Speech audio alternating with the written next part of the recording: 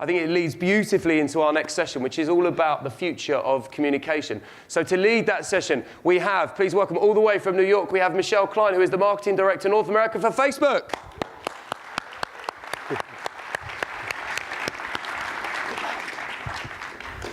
Thank you. Well, that is a big act to follow. So I'm Michelle Klein. I'm here from New York. I'm not American, as you can probably hear. I grew up in the Southern Hemisphere. Who remembers this? Raise your hand if you remember this. Yeah? Got a couple? Yeah? Children of the 70s, 80s? Yeah? Okay. So a quarter of the room. This is the Jetsons. It was a cartoon that was created many years ago, which I will talk to you about in a minute, where the creators visualized what the future would be. It was meant to teleport us to a place that was futuristic and unimaginable, with things technology that we couldn't possibly imagine being real, like flying cars, interactive TVs, here we go, flying cars, headgear that could transport you to a virtual world, and guess what? Watches that you could communicate with. Well, what's amazing about the creators of the Jetsons is their foresight, because this show was written in over 50 years ago. And the world that they imagined was 2020. 2020. Let's think about that. That's 26 months away. So here we are, 50 years ago, imagining this future. And all of these things have come to reality, maybe a little less clunky and a bit more sophisticated, and more. So what if we were to step out of the fears that we put around ourselves as marketers and communicators and think about what could be possible? You know, we talk about the future. We've talked about it as 2020 for a very long time. But actually, we are in the future right now, and we need to embrace it. Because if you think about it, as I said, 26 months away to 2020, let's look back at the last 26 months and see the phenomenal amount of disruption that has happened in the world. Everything has been disrupted. You know, companies, sleepy old mattress companies, no one talks about mattresses, but Casper created a whole new dynamic for consumers. Or the mobile payments industry, Apple Pay, Venmo, and others, a $720 billion transaction business. And then you have retail, which is collapsing right in front of us. You know, A&P was one of the largest retailers in America with 15,000 stores and billions of dollars of revenue, closed 26 months ago. Or then the companies that were part of the Fortune 500, companies that were the future, like Yahoo and Dell and others, delisted from the Fortune 500. And all the while, the way that we transfer information and content through the mail has been disrupted by the mobile phone. So the US Postal Service has lost 50% of its volume because people aren't subscribing to magazines anymore. That was the #1 driver of that. Instead, they're using this device in our hands. And by the time I finish speaking, another 85,000 phones will have been sold. And they will have been sold to people who've never been online. Many people going online for the very first time through their phones. So think about that. Now, I talked about us, a quarter of the people in this room who remember the Jetsons, but probably many of us who are a 1970s, 1980s generation. We've lived through all of this, and we are the marketers and the communicators that are trying to continue to keep up. And it's exhausting. You know, if you work in CPG, you've probably seen the most disruption than any other category. 42 out of the 54 major categories in CPG have lost market share to younger, unknown brands in the last few years. Think about it. These brands that are putting mobile at the heart of their strategy, not just their communication strategy, their business strategy, their product and innovation strategy, thinking mobile first. So I call this the age of mobile influence. You know, think about the influence that mobile has, not just on our everyday lives to communicate, but how businesses are being built, how technology is transforming the way we behave, how we connect and communicate, from the everyday to the most sophisticated transactions. Every single second, 7 people are touching their phones, right? Look around you. In 1 internet minute, this is all the stuff that's happening, this ticker that you can see up here. Billions of emails being sent and received, billions of searches, millions of photos and videos being uploaded and watched, millions, or I think hundreds of thousands of Tinder swipes left and right, all in 1 minute. And so what this means is that by 2020, over half the world's population will be making purchases online as well. So we're already there. We're already using our phones to do pretty much everything. But just around the corner, we're going to be using our phones to shop. And back to CPG and grocery, what I was surprised to see was that 20% of the share of grocery sales will be online. You know, when I worked in CPG 3 years ago, 5 years or 6 years before that, we sat down and we wrote our 2020 vision. You know, what is the future of this category 6 years from now? And that strategy had things like packaging innovation, shopper marketing innovation, product innovation, you know, how we communicate. But what we didn't have was technology. We didn't even think about the role that technology would play in disrupting not just the purchase cycle, but equally the product development and the innovation strategy. And so that is what we all need to face. And all of this is about the changing consumer. This device, which is not this, but you get the picture, gives us this enormous, someone's phone is actually up here, I don't know who left that behind, gives us an enormous amount of control. We can do anything we want, from the simple, just sending a message, to the complex. We don't need anything else. I'm going to tell you a dirty little secret of my own. Please don't judge me and no hating. But I'm a really busy mom. You know, I travel a lot. I'm here today. I need to get back for Halloween parade at 5 o'clock into New York City. I have a 4-year-old son. And every time I travel, I always promise him that I will bring something back from the city that I went to. You know, I'll stop usually at the airport shop, you know, just pick up an airplane or something like that. But things are getting really busy and chaotic. And so I discovered something even more powerful that makes me a better mom. Amazon Prime Now. Because when I get in the taxi on the way to the airport, I can order something for my kid, I can make it Miami-esque enough, and it will arrive in a brown bag at the same time I arrive at my front door, and voila. Now, don't hate me for that, but what it does do is make me more superhuman, more capable, more efficient. I can do lots of things at the same time. And so you take that example and you pass that into your consumers and the people that you're trying to reach, and think about what's happening to your business or brand. So it takes us out of that mindset that we used to have, which is I'm actively going to go shopping when the store opens at 9 o'clock, or I'm actively going to go and watch that program when it airs at 8 p.m. on TV. Now we're in control of those decisions. So you're not actively going shopping, you're always shopping. We all have this unconscious list, whether we know it or not, of things we need to do and get. And when we remember them, like in the taxi on my way to the airport, we buy them. So think about the purchase cycle. Think about brand loyalty. Think about the decisions that consumers are making now that are different to the past. Think of those consumer journeys that we used to draw, path to purchase. You see an ad, it's awareness driving, then the consumer gets closer to the store, and then they see point of sale, and they get closer to the shelf, and there's some sort of price or quality or rational benefit message to get them to choose your product versus others. All of that has changed because that cycle is no longer. You know, we talk about a moment of truth in marketing, but actually there is no moment of truth anymore. And all of this is about this compression of time. You know, time is currency now. How many people in this room have, the question is going to prove the point, a mobile device with them today? Just raise your hand, one hand. Everybody, okay? Everyone. How many have two? Keep your hand up. If you have two, put your other hand up. Oh, not as many as I thought. If you have three, stand up. Okay. Well, she's one of Apple's best customers. So what's happening is we have all these devices, computers, phones, etc. And then what we're doing is we're loading up different screens at the same time. We've got multiple screens open. It's called stacking. And then we have the ability to just go through stuff and press play or swipe through, which is called screening. There's a great book that I highly recommend, which is called The Inevitables by Kevin Kelly, and he talks about these two phenomena, stacking and screening. Stacking and screening allow us to do so much more. We can compress so much more content and data into a day.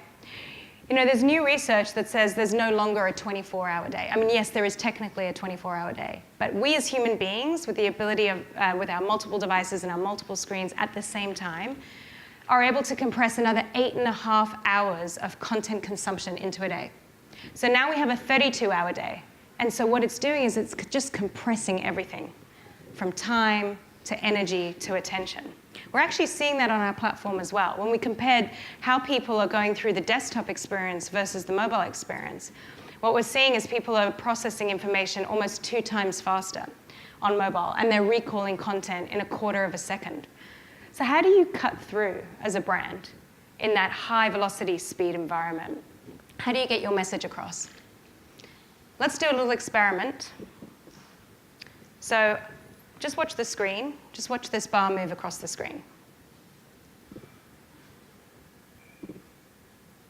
How long did that take? Just throw out a number of seconds. How many? 2, 5, 3, 7? So it wasn't an awkward pause. It wasn't enough time to go to the bathroom. It was enough time, though, to pick up your phone. Probably not enough time to send an email, but definitely enough time to look at an image or look at a photograph or like something. It was 3 seconds. And 3 seconds is really important because your consumer is always on and distracted. It's like a new attention deficit paradigm that we live in. So the average American is touching their phone nearly 3,000 times a day. When we look back in time, in 2000, before we had these smart devices, human beings' attention spans were roughly 12 seconds. Fast forward to 2013, phones are introduced. That shrinks to 8 seconds. And by the way, a goldfish has the attention span of 9 seconds. And then think about the next generation, Generation Z, the next wave of consumers who are coming out of university right now and who are about to be your next consumers. Well, their attention span is less than that blue bar running across the screen. It's 2.8 seconds. You have 2.8 seconds to win attention, to win loyalty, to get a message across, to get somebody to actually listen to you and what you're trying to say. It's really challenging. Let's do another experiment. Okay? Watch the screen carefully. What did you see? Call them out. Okay. Batman, Nike, Coke, Swiss Army knife. There were some Coke, many brands in there, brands and stories. You get them, right? Because they're symbols that represent either a history of storytelling like Star Wars and Princess Leia standing for so much in today's society, or a brand like Nike that has built so much heritage and authenticity into that single swoosh. Now, I've already taken a minute to describe those two, but you get them in an instant because our brains are hardwired to process images 60,000 times faster than we can text. So never before in the world has a picture said 1,000 words, more importantly than now. So think about what you're trying to convey. You have 2.8 seconds, and images are powerful. You know, when we start our creative processes with agencies and partners and we say, what's the brief? And the answer starts with, here's the 30-second script. We really need to be asking the question, what's the role of capturing attention? And how can we cut through in this compressed time and attention that we're facing? So not only do we have an attention deficit and are we compressed on time and needing imagery to load really quickly, we are impatient. So nearly half of online shoppers will abandon your website if it doesn't load within 3 seconds. That bar, just remember that bar and how quick that was and felt. And this couldn't have been more true for Nordstrom's last year during the holiday season, where their site slowed down by literally half a second and they lost 11% of revenue in online sales. It was millions and millions of dollars for them. So not only is the first touch, the image, the call to action, the advertising important, you need to think about the last touch, which is the experience on the site. Once people have clicked through, once you've got them, how are you keeping them? So we expect everything to be really fast now. And when it comes to payments, we expect that too. What we're seeing is a shift, both in-store and online, to mobile payments. 1/4 of people say they use Express Checkout, not just online, but in store as well. And 1 in 3 people who are being surveyed, 1 in 3 online shoppers use mobile payments across the world. In fact, 63% of people will choose a messaging app, whether it's WhatsApp or Messenger or others, based on the ability for that app to provide integrated payment services. And so you know all of these companies, I don't need to call them out, but what's important in this slide is these are the ones that are getting it right because they've understood the compression of time, the ability to tell a story in a short format. They've taken a behavior that we were doing already as consumers or human beings, watching TV, booking a hotel room, hailing a cab, trying on makeup in store. And they've applied a layer of technology over the top of that to make it more efficient, more effective, and more controllable as the consumer. And so what these companies that were seen as the disruptors and upstarts just a few years ago are now the challengers to the market leaders who are trying to catch up. And so what can we learn from them? What did they do first?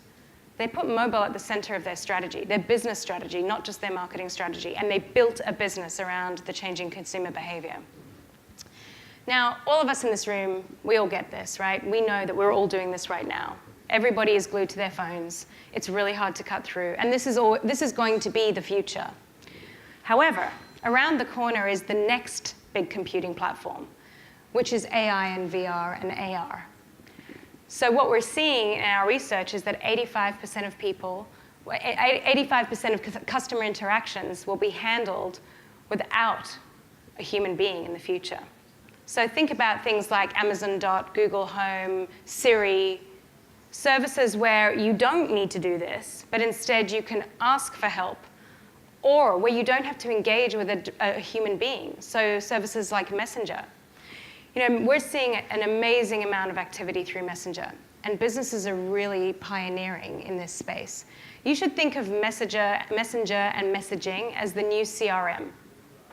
It's an integrated service where customers can connect directly with your business, and you can connect directly with them in a one-to-one way or in a scaled way across everything, from contact to booking appointments to payments. Messaging is something to watch. It's happening. If we look at regions like Asia Pacific, people just do everything in their messaging app. They open in the morning and everything gets done out of a messaging app, from booking a cab all the way through to ordering dinner later that night. So just as we think we've figured out mobile and where mobile fits in our strategies, the next wave of computing and the next wave of technology is right here as well. So starting to build in plans around AI and AR, as I said, and in the future VR, are really important right now, because this is actually the future. So I'll go back to where I started. 50 years ago, these amazing creative people came up with this idea of what the future could look like, and they got it right. We sit in this room, and it's 2017, and we have 26 months to this date, 2020. And it's up to us as an industry together, from agencies, media companies, platforms, brands, clients, et cetera. We need to come together and we need to figure this out together, because quite frankly, technology has actually surpassed our ability to keep up. We're over here somewhere. And so we need to lead the industry forward, and we need to get with technology to be able to create the next revolution, whether it's through mass communications, whether it's through loyalty and purchase cycles, whether it's through building brands. We need to hack that future together. And so I'll leave you with these three key takeaways, and then I'm going to invite my guest on stage to talk a little bit more about what they're seeing. And the first is the growth of mobile commerce. It's here, it's happening. If you're running a company or running a brand or a business, it's critical to the future.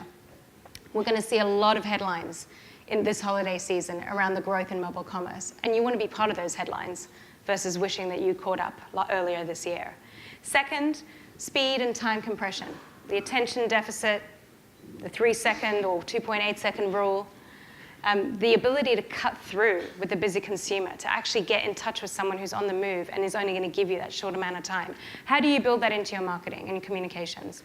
And then finally, brands who are really starting to pioneer new technologies to create new connections that may not involve a human interaction, but create a better experience for your customers overall. And so now I'm going to welcome my guest on stage, Daniela Kashish. Please welcome her, the Vice President of PepsiCo Foods.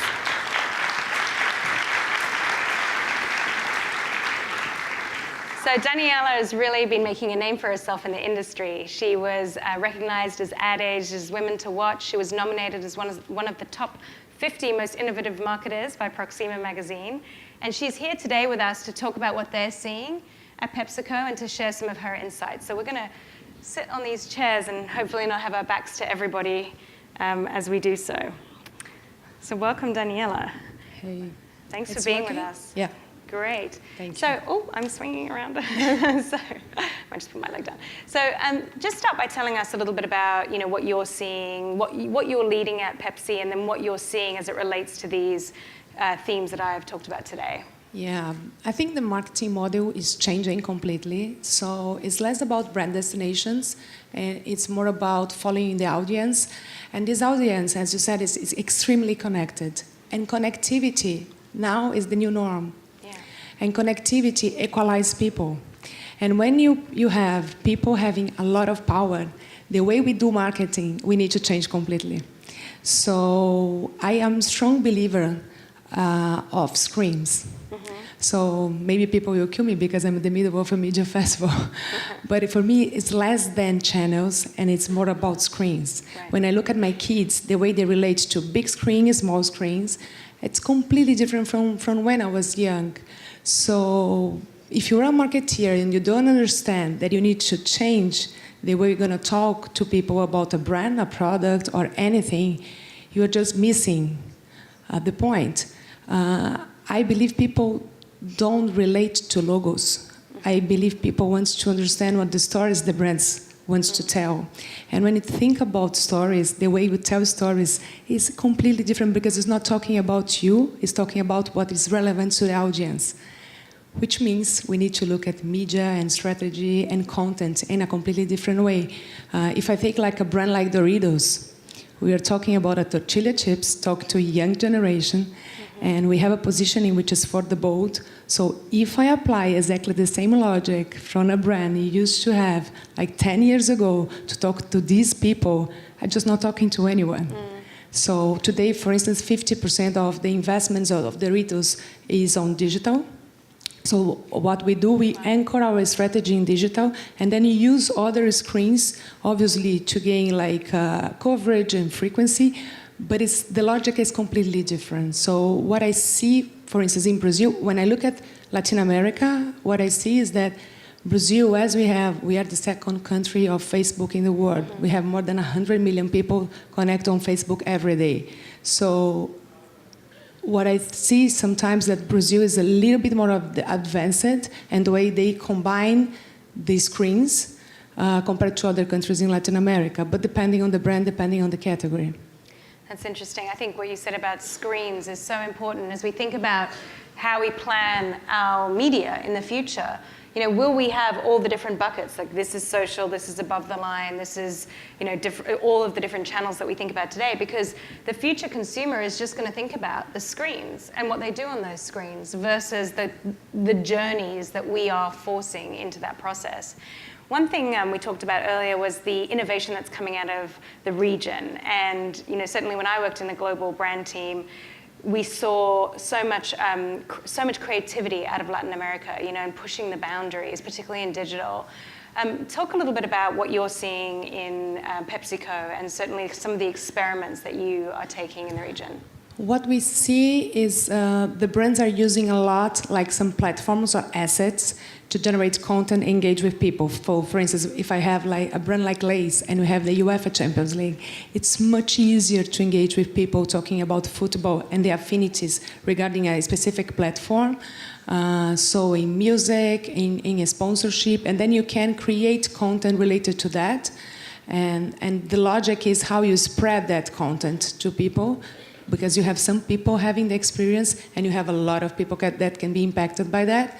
So I think we are in a moment now that we better balance what we're going to talk about our brands and what we're going to talk in terms of what is relevant to consumers in topics that not necessarily is related to your brand, but could be a good combination of Doritos and music festivals, for instance. Yeah. Great. And actually, one of the things that is interesting is how you think about building in the e-commerce piece into some of the brands. You talked earlier about the category being impulse-driven. So with some of the themes I shared this morning, how are you tackling this when it's not necessarily implicit in the brand? It's a good challenge because when you are in an impulse category, people want to consume your product right away. So how can we plan to have e-commerce that sometimes it takes 1-2 days of something that is impulse? What we are doing now, we are understanding the type of products that we have in our portfolio that people are open to wait a little bit to have like stocking home so they can plan a little bit their purchase, or the ones that they want to grab on the go. So I think the one-size-fits-all approach doesn't work at all. Mm-hmm. And depending on the brand and the category, you're going to have a better and advanced e-commerce scores. Is it difficult, when you think about the conversations you have to have internally, who do you have to convince on this e-commerce and digital and mobile journey? What I'm reading a lot about is that the CFO plays such a critical role in digital decisions these days more than ever before. And if you don't have that person on board, then you might as well forget it. And it's not so much the CMO who is driving digital decisions as much as the CFO. What happens at Pepsi? I think it's a combination, because in the end of the day, if you look at e-commerce, it's another area within your sales department. So sometimes what we see is a combination of marketing, sales, and finance, because it's a new way of delivering a product. But at the same time, you need to have the right approach to consumers. You need to have content sometimes in order to get the consumer engaged. So it's different from today. You have some activities that you put within marketing, some within sales, and e-commerce is a combination of a lot of different activities. So the way we are creating an area with a multiple, a different function people within that, in order to understand what is the best way to approach it. It's different, because sometimes you say it should be in marketing, it should be in sales. Where are we going to place this area? And for me, it needs to be a multifunctional team. That's so interesting. You think about the buzzword around agile, agile pods that come together across different groups to hack product ideas or make stuff happen. It's fascinating to hear that that's a similar approach to what you're doing, and probably a powerful way of unlocking new ideas. Okay, we have a couple more minutes left, so I have two more questions. The first one is, I talked a little bit about the new technologies like Messenger and AI. How do you think about mobile and then the future, and how do you build that into your future strategies? What we see is that today we can use different platforms to deliver experience and content to people that in the past we never thought about it. For Rock in Rio activation we did a whole promotion for Get It Buns via Messenger. Nobody thought it could be possible. So the more, I have something to say, which is the audience. And never underestimate the audience. The audience is much more prepared to receive things than we thought. Normally, we are the barriers. We are the ones that believe that, no, we're going to do this, we're going to take risks, and nobody will understand. People are much more prepared than we think. So what I like about the digital and these new platforms that you can test, you can take risks, you can go, you can learn. It's almost like a fail forward. If it's not working, you can change and you can keep running. The audience is waiting this for us. They, as you said, 3 seconds. They want things fast. Sometimes it takes so long to take some decisions in CPGs that I think this is the kind of shift in the mindset that most of the brands they need to have. That's fascinating. So if I were to sit with you next year on this stage, what do you think you'd be talking about, and what changes may you have made in the company to allow us to move fast? I think we should be talking of testing less things. Yeah. We are obsessed about testing, and I think we should test in real life.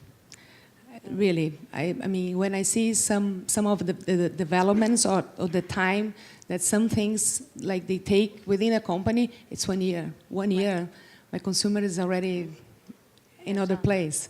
So I will test less, and I'll challenge the research institutes to look at the way they get the consumer relevance to us. At the end of the day, what we want some consumer, we want to understand if consumers like or not about something, or if they are prepared or not. And I think the way we test, or the methodologies we use, are the same that we used in the 80s. Yeah. So consumers are much more open to give us response and insights, and we are not using technology the way I believe we should. Oh, well, hopefully you will champion that for the industry, because I think that is a fundamental shift that needs to happen. Please join me in thanking Daniela for sharing her insights. You've been fantastic. Thank you.